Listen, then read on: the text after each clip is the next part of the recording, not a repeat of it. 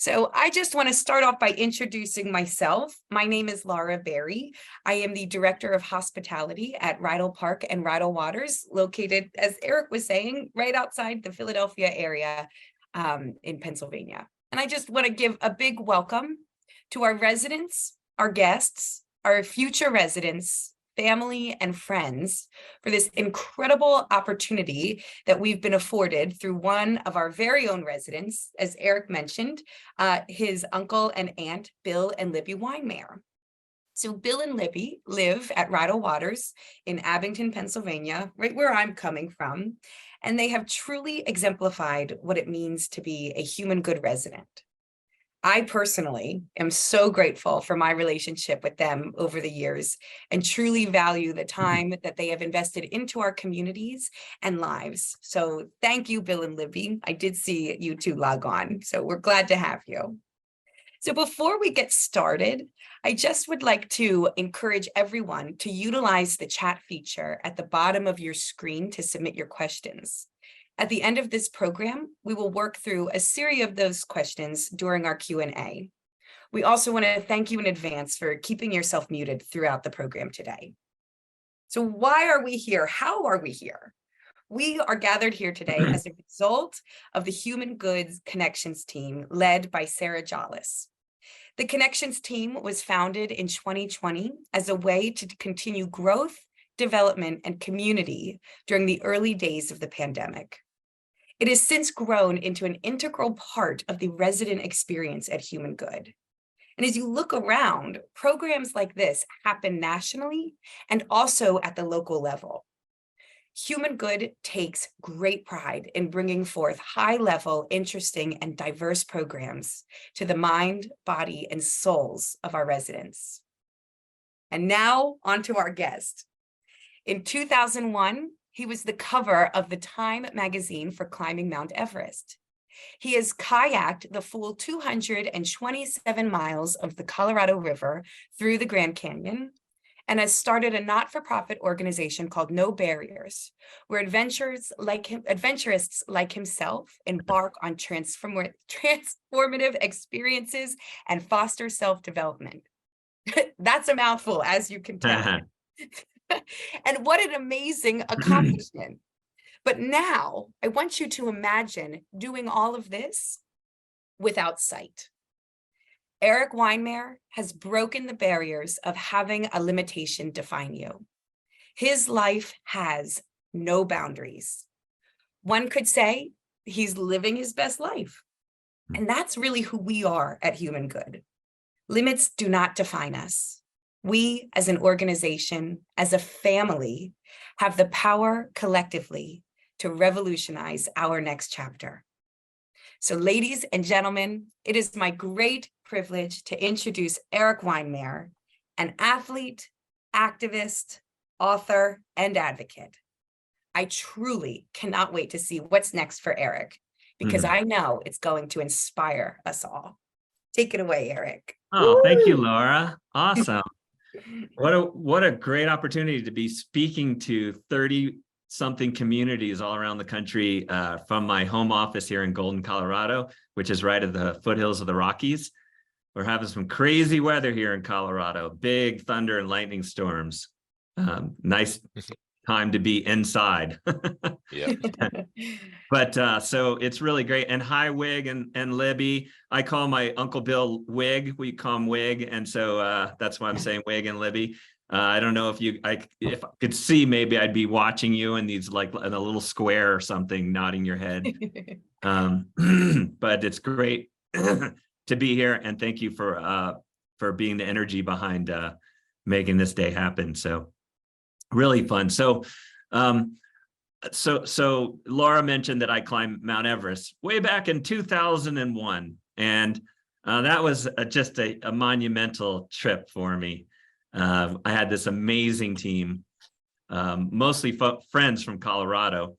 You know, of course, we had people saying that as a blind person, I was going to go kill myself. I was going to drag all the other climbing teams into a massive rescue, that I would have to subject myself to horrendous risk, more risk than what any other climber faces. what they were talking about is right at a base camp of Mount Everest. It's called the Khumbu Icefall. And it's just a huge labyrinth of ice, various giant boulders of ice of every size imaginable, from skyscrapers down to baseballs, all exploding and collapsing and tumbling down the mountain like a river of ice.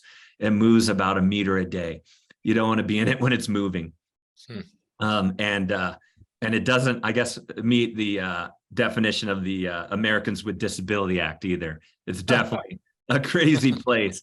And there's crevasses so wide, I can't really feel the other side with my trekking pole or ice axe. My friends tap where I need to land. You get to the edge of those crevasses, you jump across, you stick the landing, and you keep moving. And then there are these sections where the crevasses are so wide that the Sherpas take these construction ladders, 4, 5, 6 construction ladders, they lash them together with twine, with boat twine, and then so that they're like stiff, like a drawbridge, and then they lower them across the crevasse, and then one crazy guy crawls across the ladder and anchors it to the other side. So the rest of the team now, you have to walk across these ladders over these giant dark abysses. I remember Chris Morris, one of my teammates, he looked down through the rungs of the ladder, and he looked down, he said, "Biggie," that's what my friends call me. They said, "Biggie," he said, "I think you're at a distinct advantage." They're very, very deep. Yeah, they say, the Sherpas say, if you fall into a crevasse on Everest, you wind up at Rydal Waters there outside of Philadelphia. So definitely very deep. But there's dozens of ladders that you have to cross to climb up. We crossed through the icefall 10 times and up the Lhotse face, popped out at the South Col at 26,000 feet, or at about 8,000 meters. And 13 Westerners and 8 Sherpas left at 9 o'clock at night, all heading to the summit. We piled out of the tent like clockwork. It's totally dark. All my friends are complaining because they can't see. I remember saying, "Hey guys, suck it up." I never can see. So climbed up the southeast ridge and up the Lhotse, up over the Hillary step, and at the top you're taking 6 breaths between each step, and at one point the earth sort of flattened out, and blind people use something called echolocation, meaning you click and you hear the sound of sound vibrations bouncing off of objects and coming back at you. But up at the top of Everest, there's nothing for the sound to bounce off of. It's almost like the sound just moves out infinitely through space. It's sort of like you've been swallowed by sky. And check this out.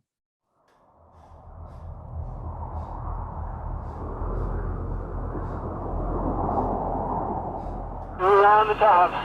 This is Erik of the race. I can't believe it. Time for that ladder, and I'll be down soon. We did it. Wow. Yeah. And so it's really, I think, on the way down from Everest that I think this story begins. Because when you come down from Everest, you are just crushed. You're crushed. Your face is like a reptile. It's been sunburned and windburned and sunburned and windburned. And I'd lost almost 40 pounds. My legs were like rubber bands that had been stretched too many times. They just had no play left in them.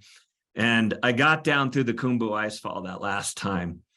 And I knew I was going to live, and I was so happy.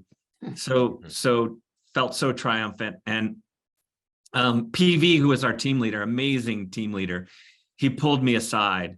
And I thought at that point he wanted me to sign his baseball cap or something like that. But instead he said, "Erik," he said, "do me a favor."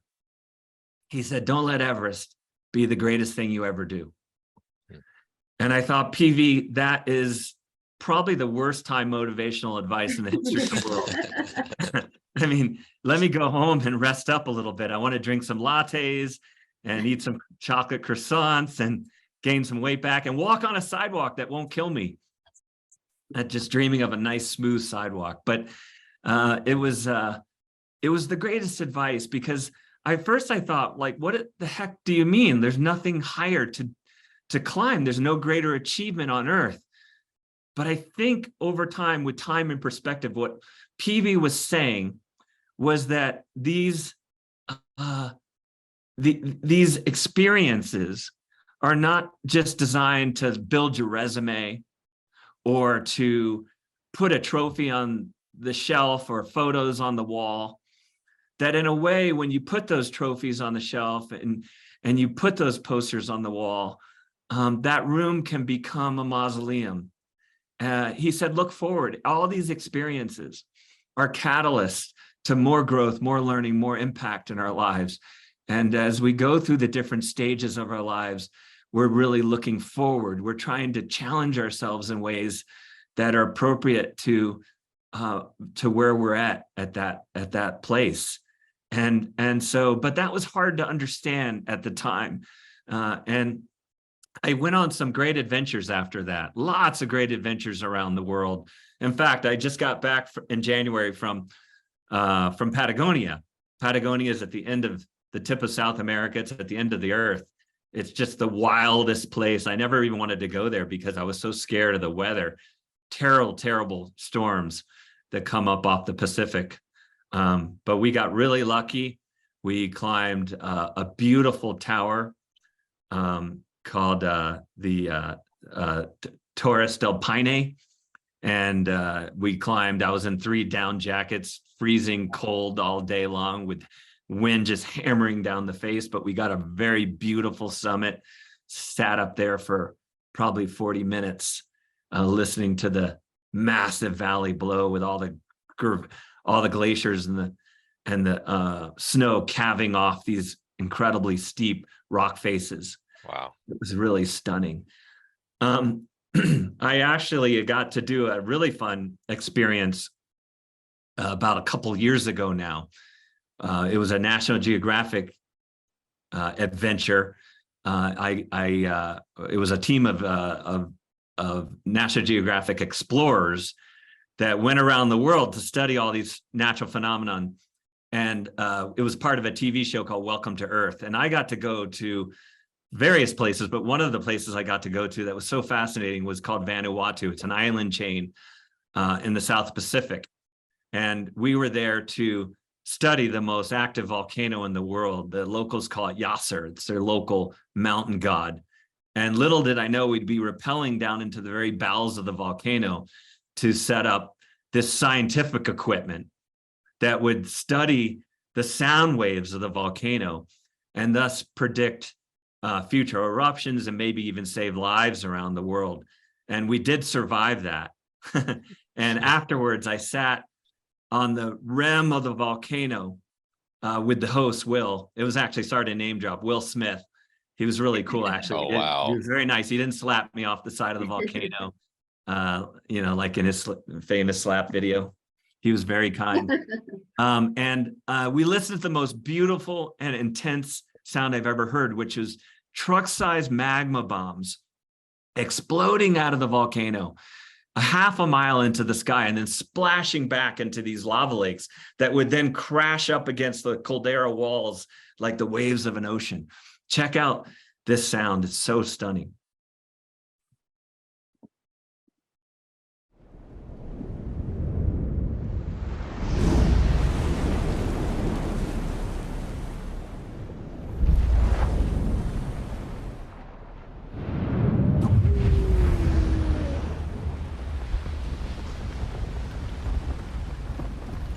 Like looking into the gates of hell.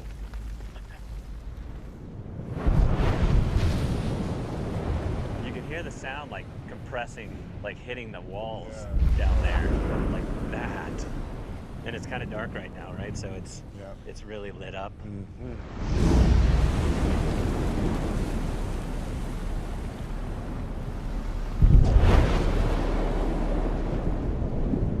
And it's what colors? Orange?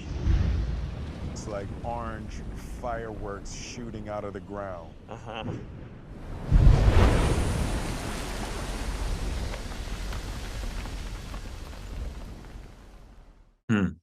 Wow. Yeah.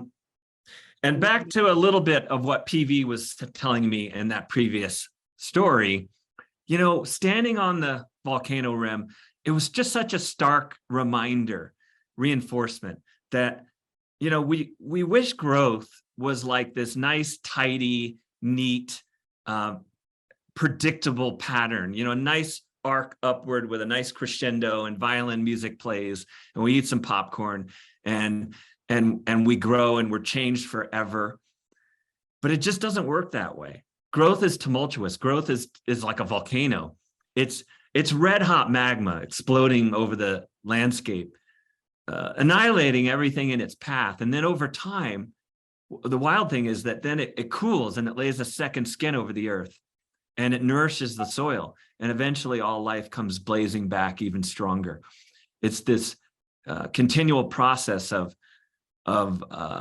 endings and renewals. Growth is death and rebirth over and over and over. And as my friend Jeff Evans said, it's not for the faint-hearted. One second. Are we okay? Cool. We just had some lightning explode behind our building here. So very appropriate for this volcano discussion.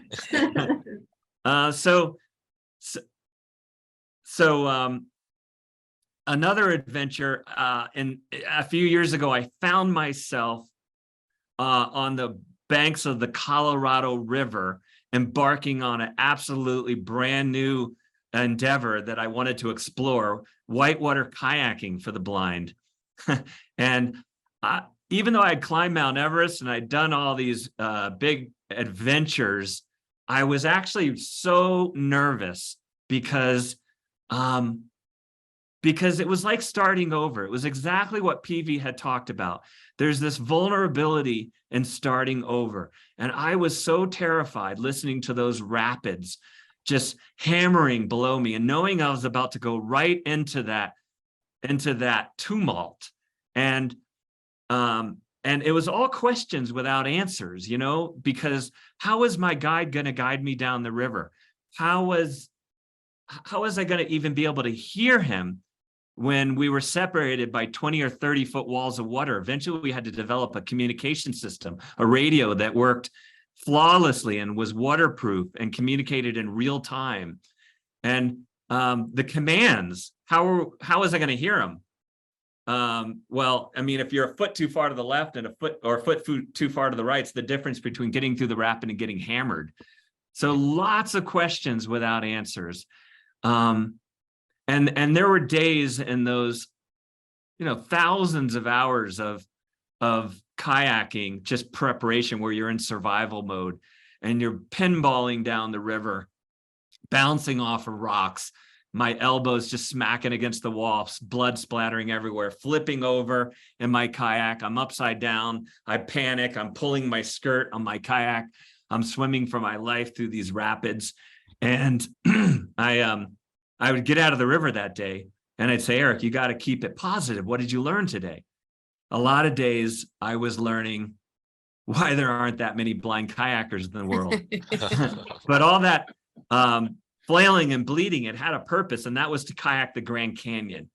I really wanted to figure out how to kayak the Grand Canyon, not to prove that blind people can do this or that, but to break out of these prisons that we so often find ourselves in and experience life to the fullest, whatever that means for you. For me, it meant experiencing these natural wonders of the world, like the Grand Canyon, walls that are thousands of feet tall that you don't even have to see. You can hear them with that echo location. You can touch them. They're billions of years old. And the Colorado River being the gauntlet to some of the most incredible whitewater in the world. I wanted to experience all of that. And so after 6 years of training, we left for the Grand Canyon with my amazing team.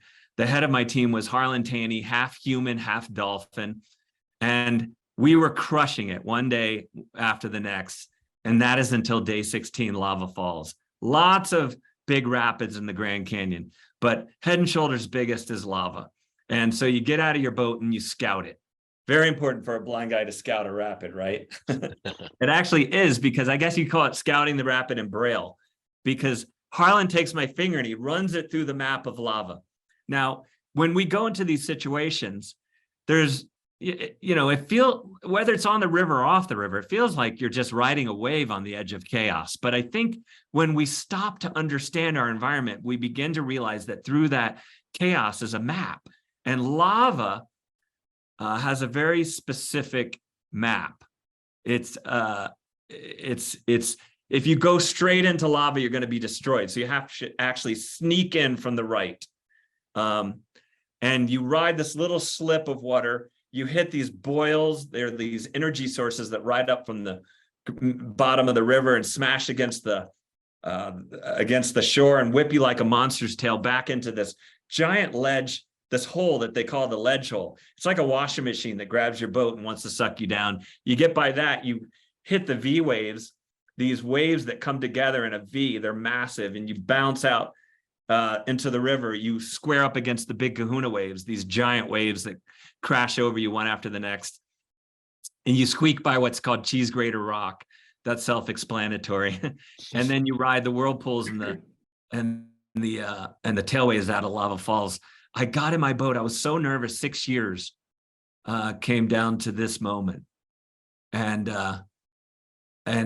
so I rode that first slip down into Lava Falls, and I hit that very first boil, and I reacted too slowly, and I was upside down. I flipped over and I was upside down. That's the worst part of the river to be upside down in. I rolled up. I just missed the ledge hole. I hit the V wave cockeyed. I went through that in a massive cartwheel, rolled up. Now I was going through the big kahuna waves backwards. That's not part of the map. Got knocked over. I barely got a breath.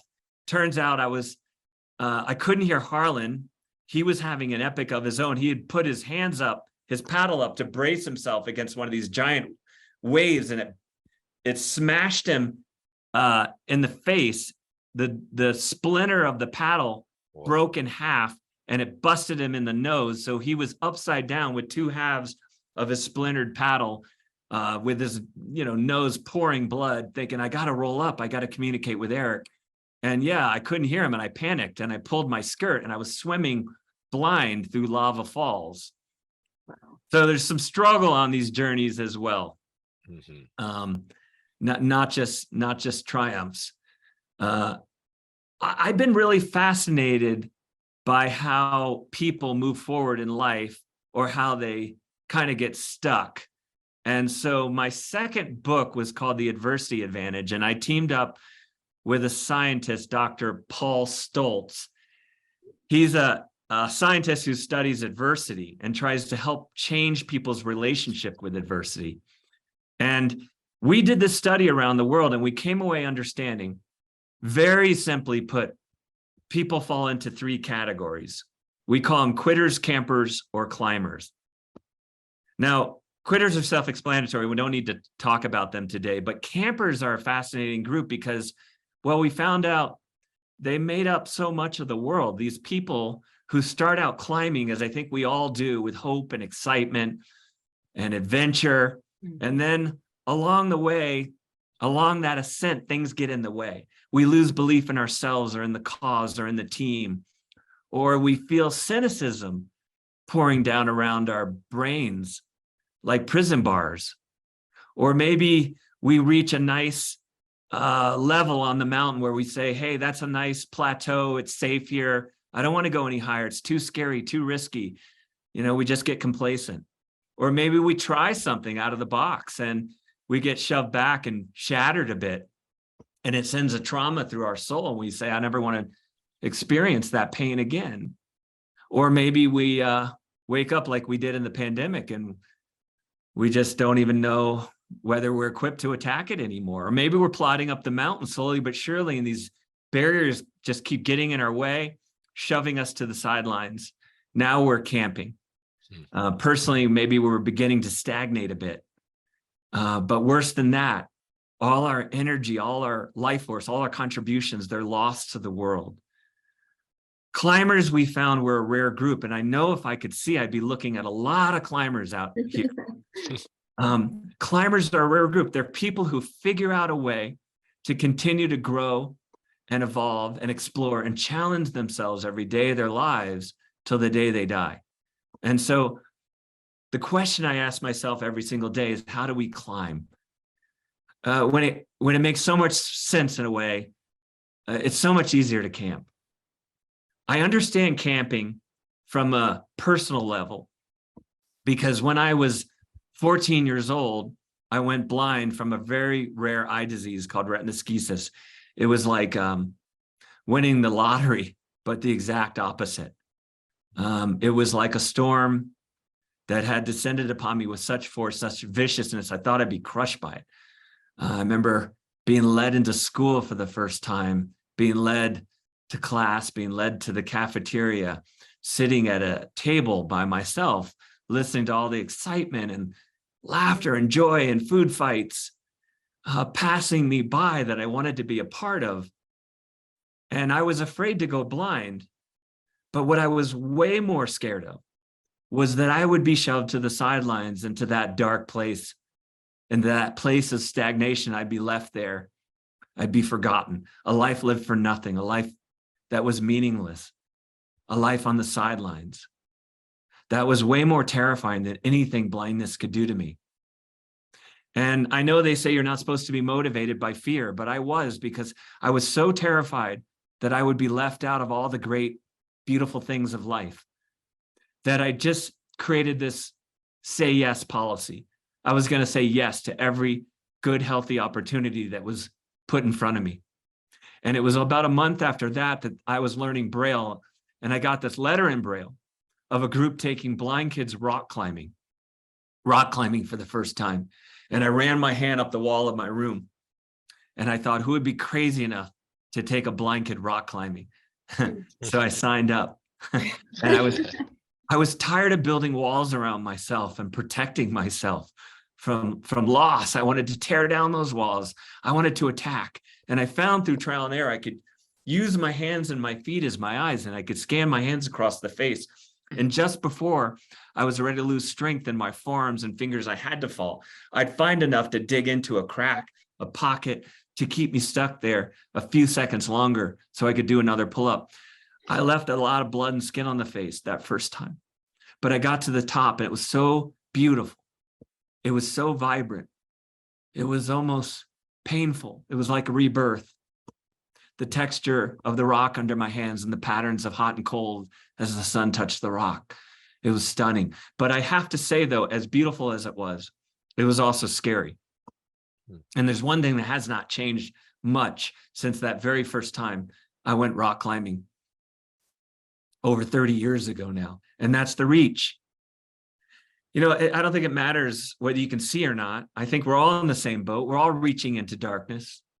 We're hoping and praying and predicting and calculating all our, everything, charts and graphs, software, whatever it is we use. It leads us to believe that we may find what we are looking for, but we understand there's no guarantee. It's that moment when we've reached out, our minds, our bodies, we've committed to the reach, and we know it's almost impossible to turn back.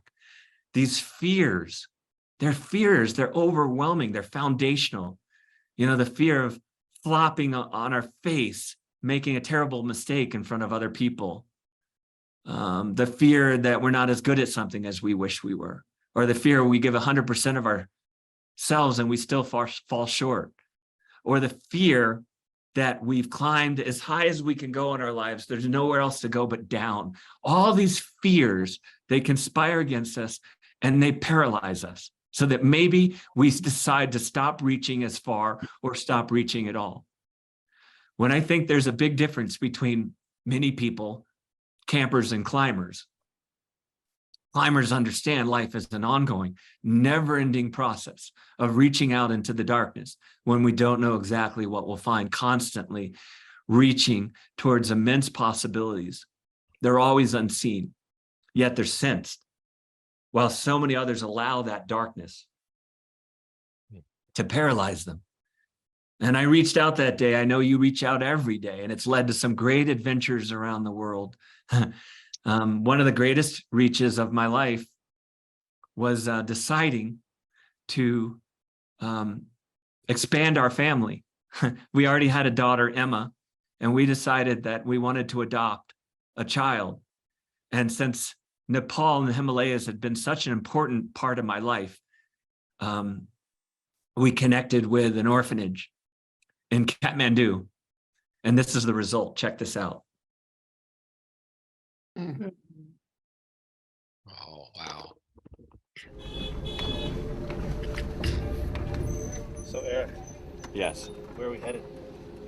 We are headed to the Helpless Children's Protection Home to meet this little guy, little ragamuffin named Arjun. And this is going to be pretty cool because in 20 years, Arjun, maybe you'll be watching this. And I haven't even met you yet. That's weird. I hope it all works out. I'm a little nervous.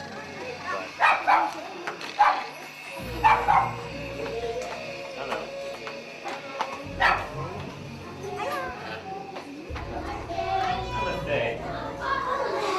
Namaste. This is your office. Yeah. Yeah, Got office, it. Oh, yeah. everything. Got it. Yeah. Thank you, Savita. So Erik, there's this little boy right here waiting. Oh my gosh, this is. Hey, buddy. Arjun. Arjun. Arjun. Yeah, he's shy. Arjun. Shy, you know that word? So how old are you? 4? You're a shy guy. Huh? You just like to look around, huh?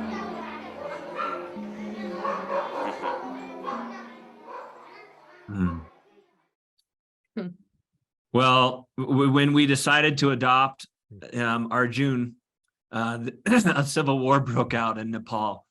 There were soldiers pointing AK-47s and tires on fire and burning bricks being thrown through the streets. And we were trying to get to all our appointments. All the adoptions were shut down for 2 years, and we thought that this was maybe just a pipe dream. And I went over to visit Arjun and tell him, I said, we're your parents and we're still trying to bring you home. And at that time, we found out that that they were letting 200 people squeak through the adoption process. And I brought my wife and daughter over to Kathmandu, and we started going through all the paperwork. And eventually we were able to bring him home at 5 years old. And he's grown a little bit since those early days. He just turned 21. Wow. Just celebrated his 21st birthday, and we love him most of the time. 82% of the time we love him. And so these reaches are so important for all of us. But here's the problem though, I guess. When we reach and we climb higher up the mountain, and higher metaphorically than maybe we've ever climbed, we bring adversity into our lives. It's not like we're asking for trouble, but adversity finds us.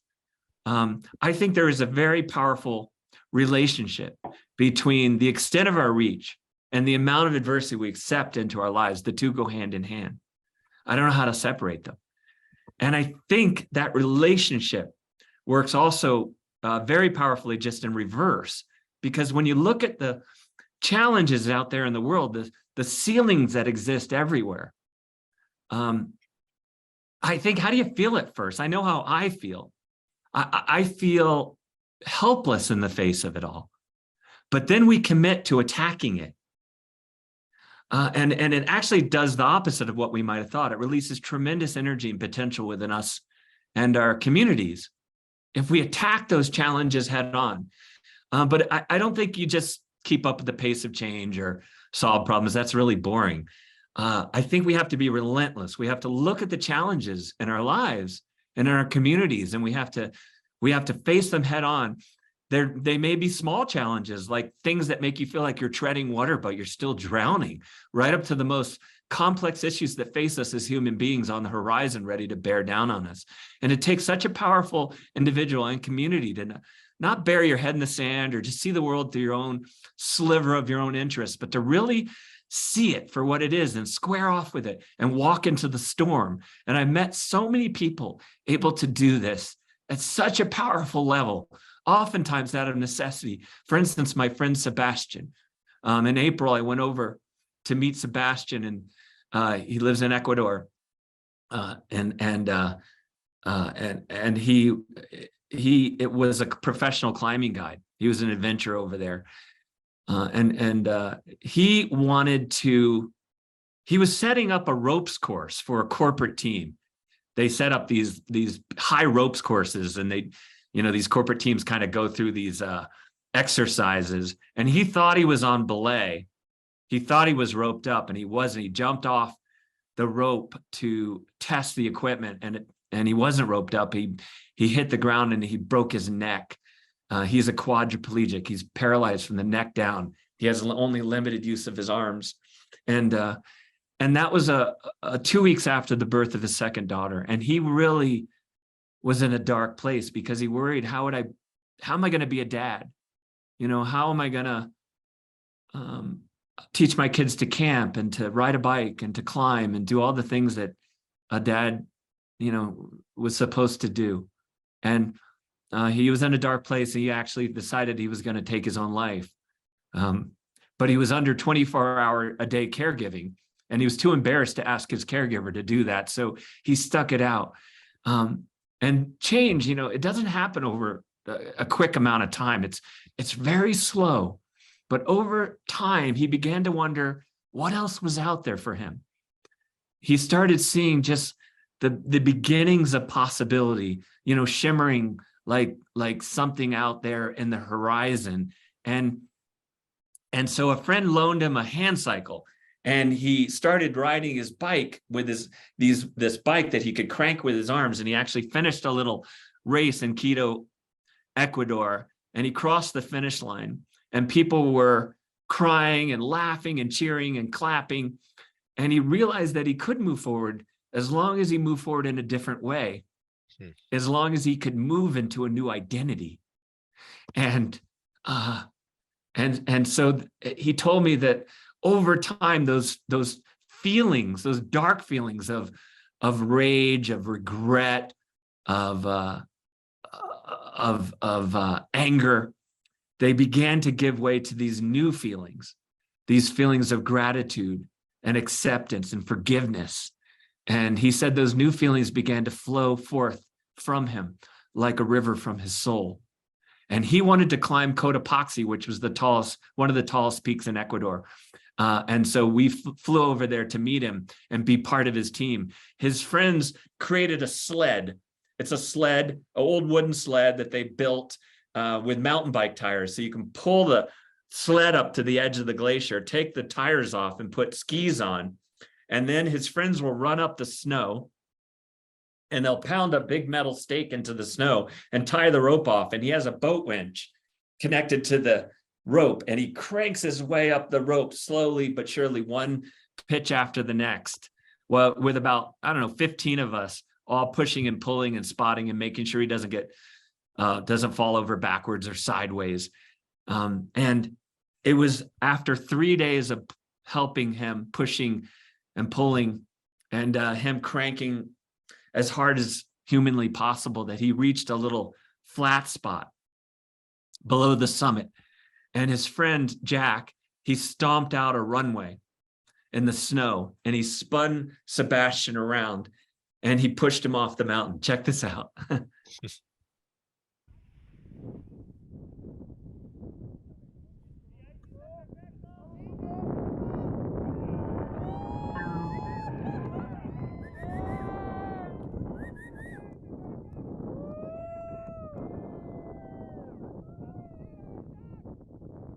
Wow. Yeah. Amazing. Yeah, you thought there was going to be a Q&A afterwards? No, actually, we're all going to go paragliding. Hope everyone's okay with that. No, but it really does bring this idea of no barriers to a new level. You know, I mean, Sebastian is just thriving, and he's actually going to come out to Colorado this summer for an event I put on called our No Barrier Summit, and we're going to show his film and do a Q&A. And Sebastian and I are going to go off and do a little adventure together. But this process that the Sebastian went through, I call it alchemy. You know, life piles lead on top of you, and an alchemist. You remember the alchemists? They were these medieval sorcerers trying to turn lead into gold. We're talking about modern day alchemy. These modern day alchemists who can take the lead that life piles on top of them, and they figure out a way to transform it into gold. They don't do the traditional things that you always hear about either. They don't just accept it or survive it or cope with it. They don't even like overcome adversity, as you hear so often. I think these alchemists are different. They figured out how to seize hold of that storm of adversity that swirls around us, to harness its energy and use that energy to propel themselves forward to places they would have never gone to in any other way. With an alchemist, you can throw them in the midst of an uncertain environment. You strip away their resources, you throw roadblocks in front of them, and they still find a way to win, not despite adversity, because of it. I think adversity doesn't necessarily have to become the dead end, the reason why we fell short. I think adversity can be the pathway to the summit. And I met other alchemists along the way, like my friend Hugh Herr. Hugh is one of the co-founders of No Barriers along with me. But back in the day, Hugh was just a struggling student, and I met him on a climb. We did this beautiful climb together. When he was a teenager, he was a brilliant climber. And he was climbing a face on Mount Washington in the winter.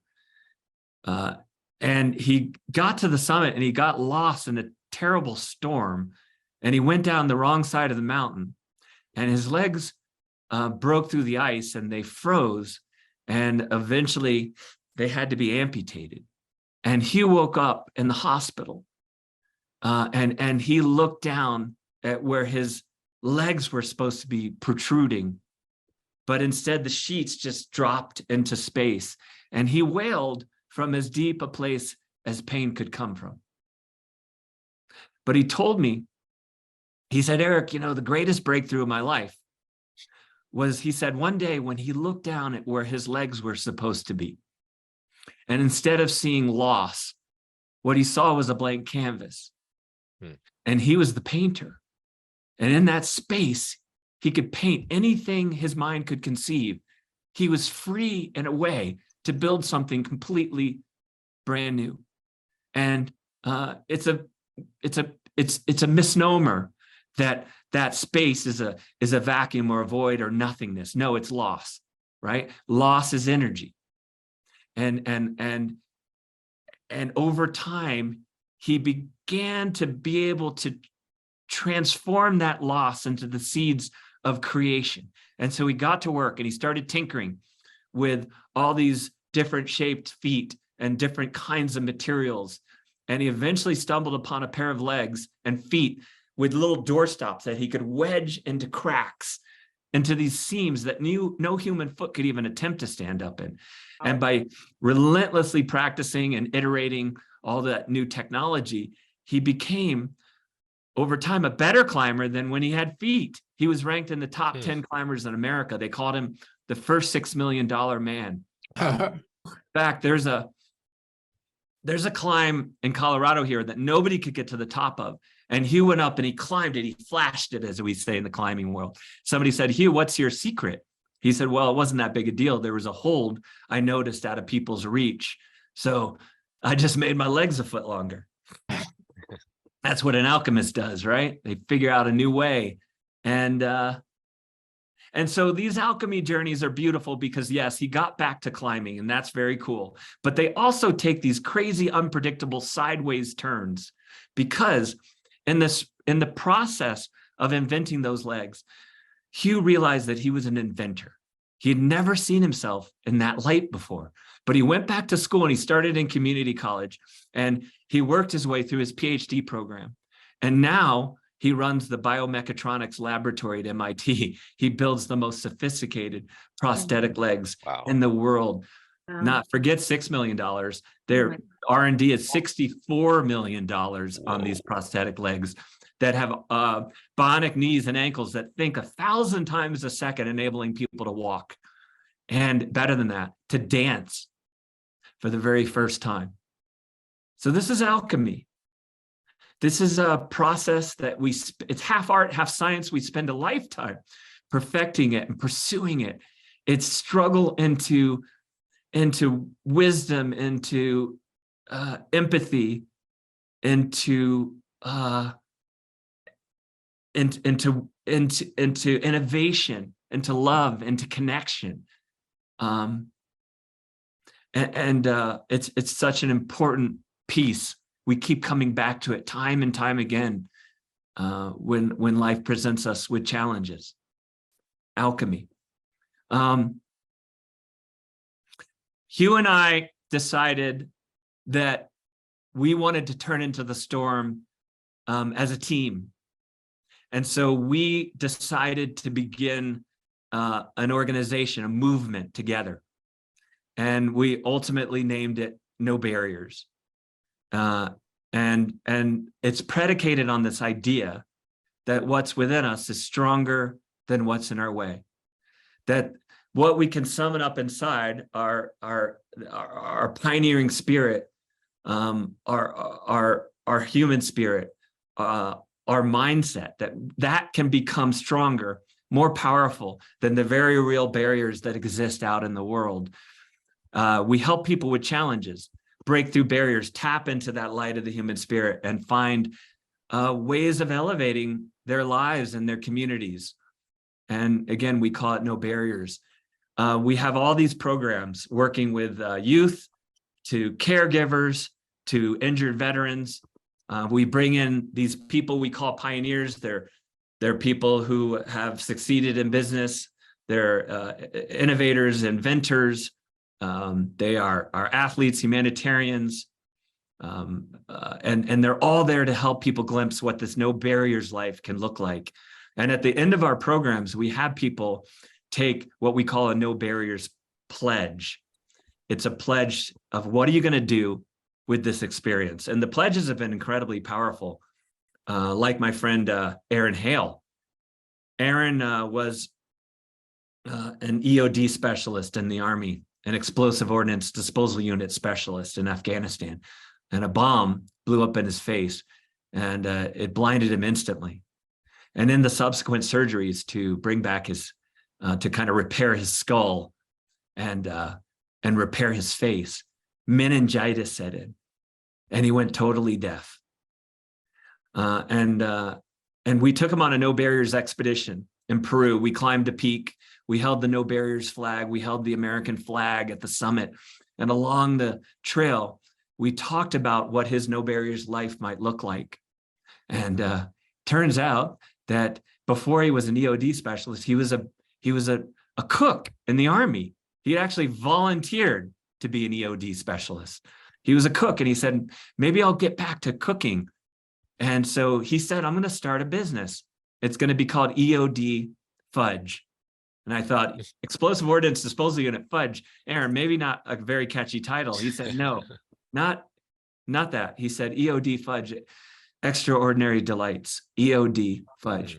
And his tagline is cooking without looking.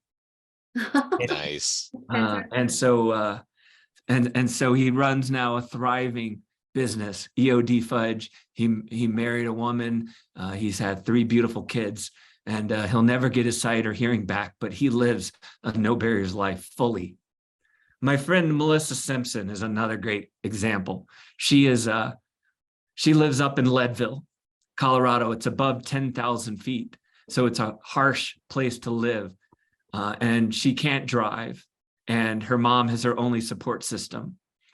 And she spends a lot of time looking out of the window at the beautiful Rocky Mountains she took part in a bunch of our No Barriers programs, and she got so excited. She said, Erik, I want to climb one of those mountains. What would that look like for me? This is the project we put together. Check this out.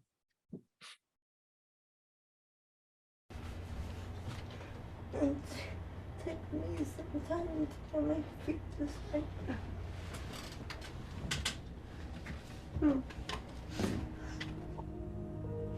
I was born weighing in at 1 pound 15 ounces, which caused me to have cerebral palsy. Well, if we get to the summit, or no matter how high we get, I want her to be proud, because that's her high point. That's her high point today. Doesn't mean it's her high point tomorrow. Tomorrow may be different.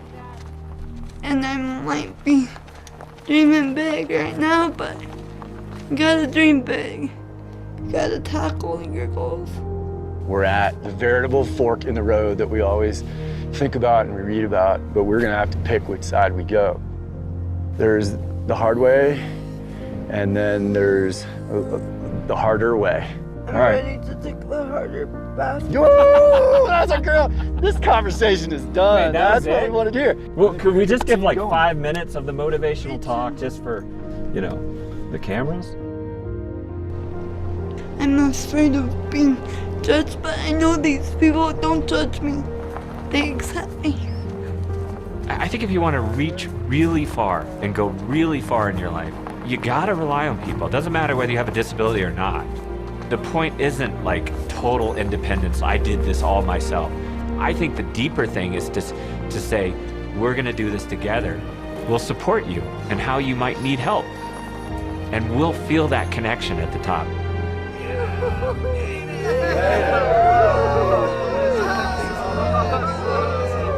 10 years ago, I felt excluded, pushed to the sidelines, and now I don't feel lost anymore. Summit!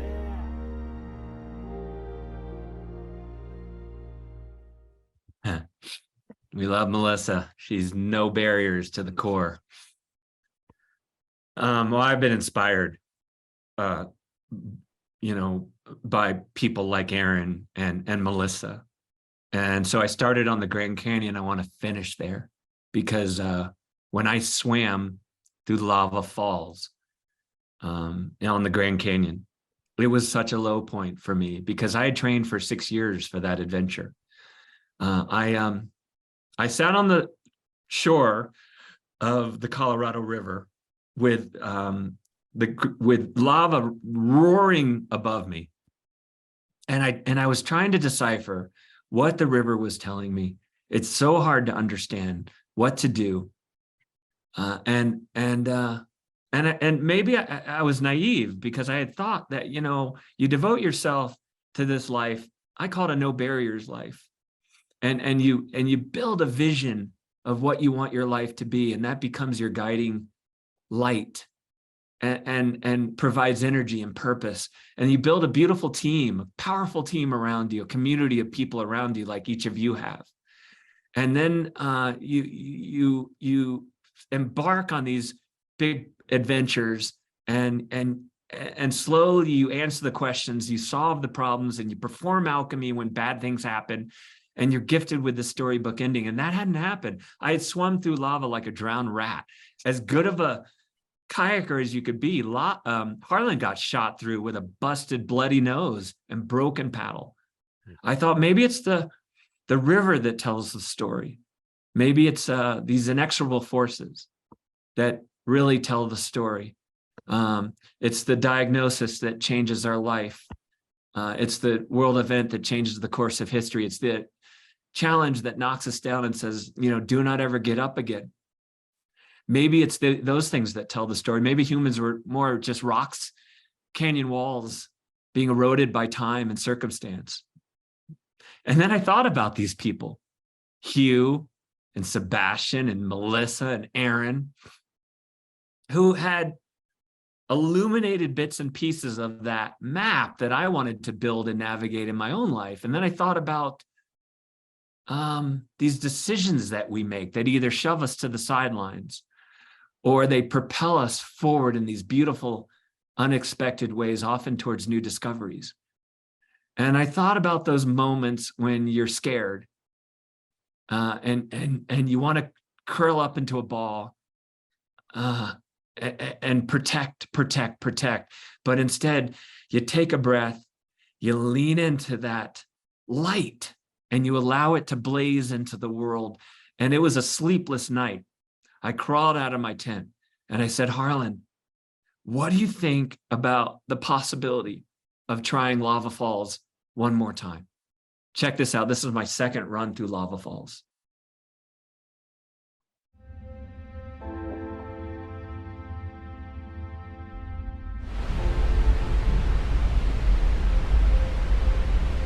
All right, take a nice deep breath, buddy. We're gonna have a good run. Let's just be here in the moment.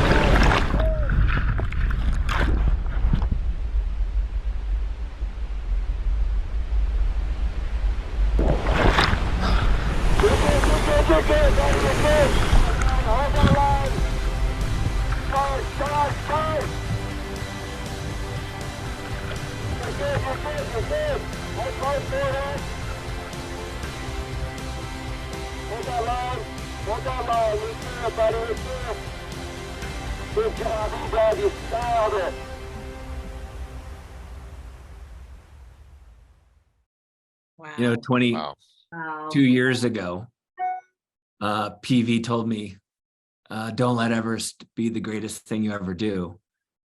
And he was right. He was right on. And that was the case for me. And I believe that's the case for each of you as well.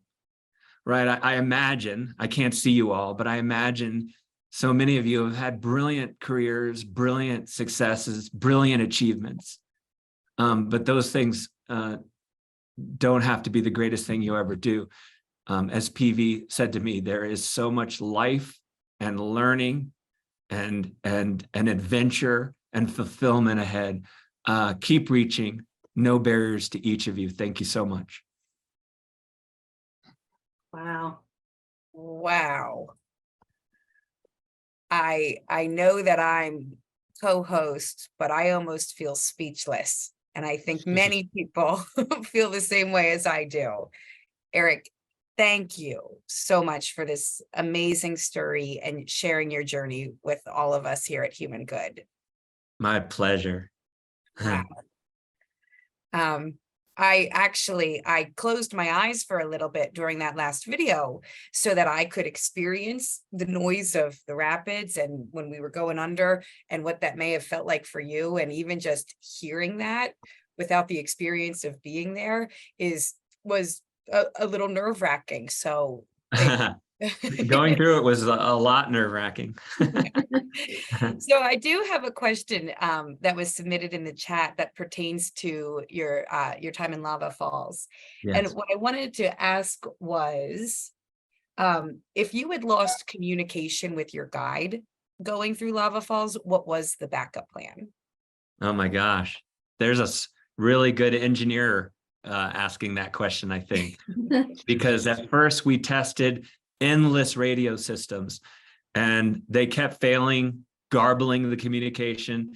literally my first class 4 rapid, the radios that we were testing stopped working 1 second before I went through the rapid. And what my friend Rob had to do was I basically lifted my paddle up in the sky and I said, "No radios." And he paddled as fast as he could and just got up behind me and started yelling at the top of his lungs.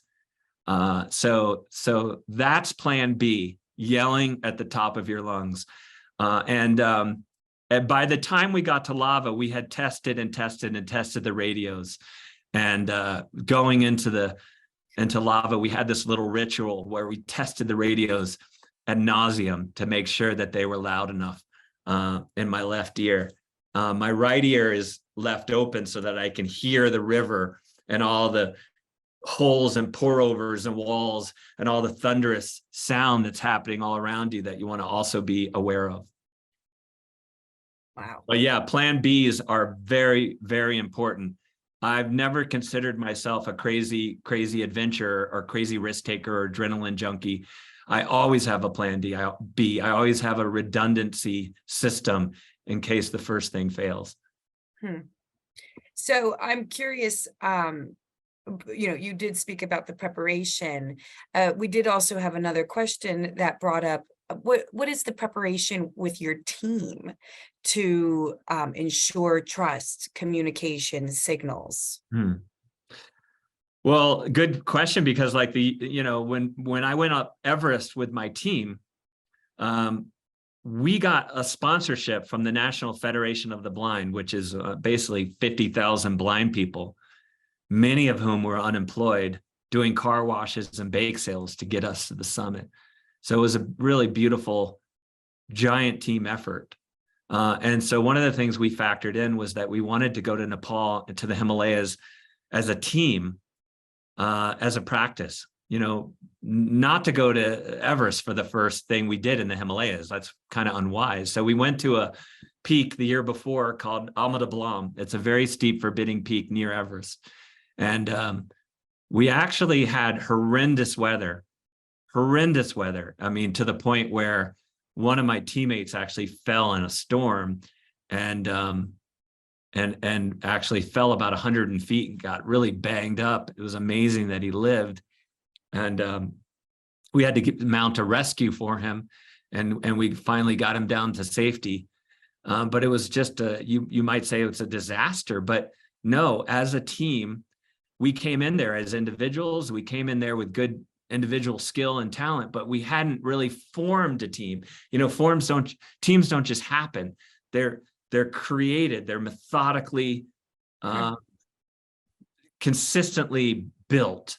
And so we went there as individuals and we came out a team because the mountain had erected a very powerful barricade in our path. It was actually by crossing through it that we became a team. And so when we left for Everest the next year, we were a team. We knew how to communicate and solve problems and rely on each other and trust each other. We knew exactly what to expect. And that's incredibly important when you're attacking a big mountain. Yeah, definitely. I do have another technical question to ask of you. We had a couple questions come through about who was documenting through your videography and photography, and have you ever been approached for a documentary? Well, so I've become kind of a backwards filmmaker over the years, I guess, because wanting to document these adventures, I've teamed up with great photographers and great filmmakers. So yeah, we try to document the big ones, like the Grand Canyon. I had a film crew that were documenting it, and it was made into this beautiful film that you can find online. I think it's on Amazon Prime, called The Weight of Water. Everest, we filmed that as well, and it won a bunch of awards. It's called Farther Than the Eye Can See. I did a film in Tibet with a bunch of blind teenagers called Blind Sight. But anyway, you can find a dozen films out there online. So yeah, we really work to try to capture the experience so that I can relay these messages to groups like this. Thank you. Before we get into, I grouped it with more of the technical and then the emotional, because you shared such beautiful, poignant words that we can all apply to our lives no matter where we are. But before I get into those questions, we do have a question that would you be interested in breaking the barriers and getting your Uncle Wig to play golf again? For sure. In fact, the Weihenmayers tried to teach me how to play golf, and our cousins, the Heinemans, tried to teach me, but I loved hitting the balls. But I didn't think I had the patience for putting. So I had to find safer sports like climbing. But yeah, I know, Wig, you are a great golfer and tennis player. And I know you walk on the penny pack a lot, and you're very, very active and vibrant in the community. So my talk was saying, keep it up, keep reaching, right? Thank you. So I do want to ask, you brought up a lot about adrenaline and achievement, and we did have a question of how do you differentiate between the rush of adrenaline and true achievement? Really good question. In fact, I think this is a big dilemma of, in response to a lot of the veterans coming back from the different conflicts, and they're taught all kinds of high adrenaline sports, like kayaking and climbing, right? Because they're really their brains are kind of now wired for adrenaline, and yeah, that's good. But also, what we're trying to do at No Barriers is to help people kind of rebalance the hormones in their brains, to rebalance their lives, to say, okay, sure, I might want a little might want a little adrenaline in my life, but I also want to have peace and fulfillment. And so what we do at No Barriers is we form teams, and then we go on these expeditions, and we watch each other's backs, and we learn what a real team can be, how you can rely on each other and support each other and lift each other up, and solve problems and face adversities together in a much healthier way than you might have done it in the past. And then at the end of our these projects, as I said, we have people take a No Barriers pledge, and they've been beautiful projects like, I'm going to lose weight. I want to lose 50 pounds. I want to write a book. I want to run a marathon. I want to start a business. I want to volunteer at my kid's school, and No Barriers then becomes the catalyst to that next step of their lives. So I think it's really about trying to balance. Mm-hmm. No, definitely. And I do believe too, it is difficult when you are in that moment of your dark forest or the adversary that you had brought up a lot of times. And we have a question, and I'm curious as well, how is it exactly that you would encourage someone that when they are in that dark place, when they are in that moment of adversary, how do you push them along, or what would you say to a friend to encourage them to get to the point where they truly believe in no barriers? Yeah, that's a really good question. We work with people who are poised for change. Back to this idea of quitting camping and climbing. Well, I think a lot of us tend to camp sometimes. That's not necessarily a bad thing, because I sometimes sit on the couch and eat ice cream or a brownie. I love camping. Totally fine. But then the question is, do we want to do that forever? Or do we want to kind of try to break into some climbing where we're now challenging ourselves? It doesn't mean that we're climbing Everest or kayaking the Grand Canyon. We're just challenging ourselves. We're scaring ourselves just enough. And that doesn't mean, I think, that like when I was 30, those things don't interest me as much at 54. Now I've moved into new things that I'm interested in. So it's not always like, hey, I want to do the hardest thing or the harder thing. It's really more about what is appropriate challenge in the part of our lives that we're experiencing now. So yeah, when people are in that dark place, if you can create sort of a catalyst for them to kind of flip the switch and get back into the world of climbing, metaphorical climbing, that's what our experiences are really designed to do at No Barriers. So, you know, look, if for maybe you all, maybe there is something that you've said no to because you're like, I'm too old, or I don't want to break something, or I'm too, I'm just a little bit scared, right? Maybe one of the things to break out of that place is to say yes to some new challenge. Yeah, and then you can sign liability forms later.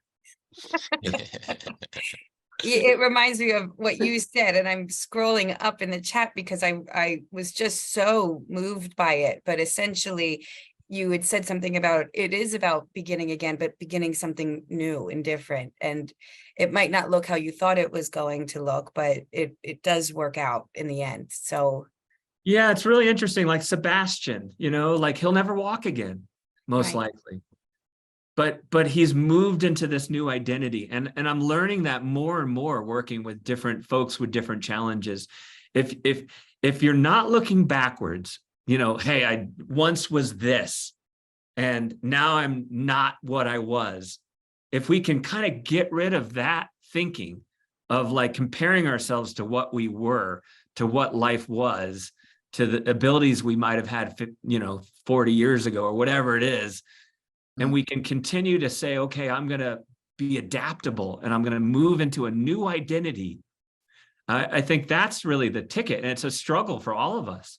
You know, it's a struggle for me. I'm not as physical as I was when I was 30. But I'm trying to move into new realms. I love that. And that's kind of the heartbeat of who we are at HumanGood. So I'll ask you this final question. We are always in that forward thinking mindset, at least we try to be as much. So Erik, what's next for you? What is your next adventure? Well, I'm training now for a climb. It's in Canada, it's in the Yukon, and it's a giant 2,000-foot rock face called the Lotus Flower Tower. Kind of has a hippie name. And it's just a massive series of cracks that run all the way up this vertical face. And we'll fly in. We'll hike up to the base. It's raining there quite a bit, so we want to get like a 24-hour weather window, and then we'll try to climb it in one day and summit and get down safely. And so I have more goals than you can ever imagine. I've never had trouble coming up with challenges that I want to pursue.